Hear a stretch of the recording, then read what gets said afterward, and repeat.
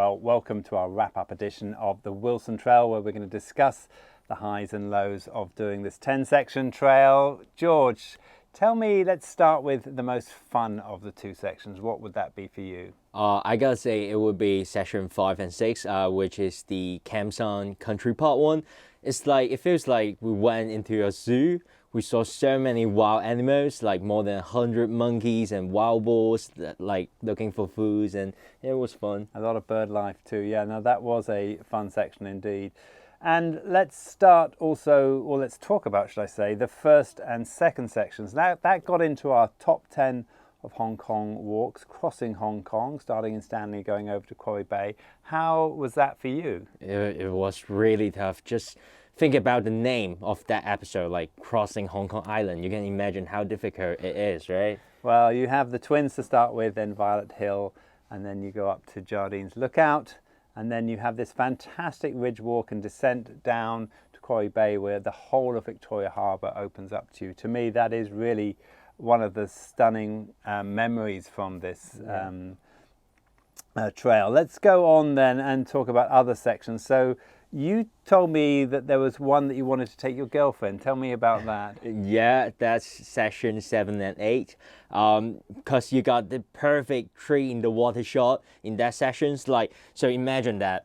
Okay, I'm gonna take my girlfriend to that section, and then I'm gonna ask her to stand in front of the reservoir. Behind her, there's the tree in the water shot, and she's gonna love that shot, and then she's gonna post it on her Instagram. Okay, enough. You've persuaded us. Okay, this is the Shingmen Reservoir, and it is a nice spot, and it has a nice finish as well as you go around. But there is something that's a little bit strange in that at the end of section 8, it finishes on Cloudy Hill as section 9 begins, which is a strange place because it's hard to get to, right? Yeah. So for the end of section 8, we gotta climb all the way up to Cloudy Hill, but there's no exit on Cloudy Hill. You need to go all the way back down to Tai Wo MTR station, which is... Yeah, well, I mean, you passed Tai Wo a bit earlier on, so we would recommend, if you are doing those sections, that you finish at the Tai Wo and you take on Cloudy Hill as part of the beginning of section 9, which brings us to the last two sections, probably the most stunning. Again, got into our Hong Kong's top 10 hikes.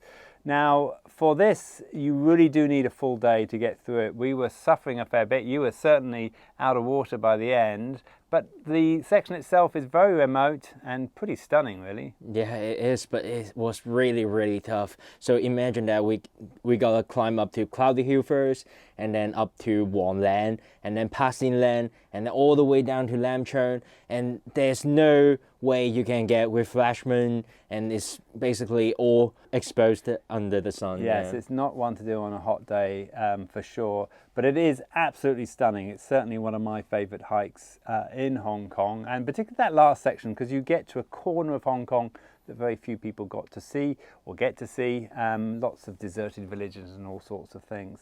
Now, we have one final message for you, given the time of year this is going out. I'm going to let George do it because he's slightly better at Chinese than me, only a little bit, but slightly better. Okay, 新年快乐，新年快乐，恭喜发财，恭喜发财。 Happy New Year, everyone. New Year. Hope you have a good Chinese New Year, and we will see you in the year of the tiger. Is it tiger? Yep, It you're is. right. Okay, bye-bye. Bye-bye.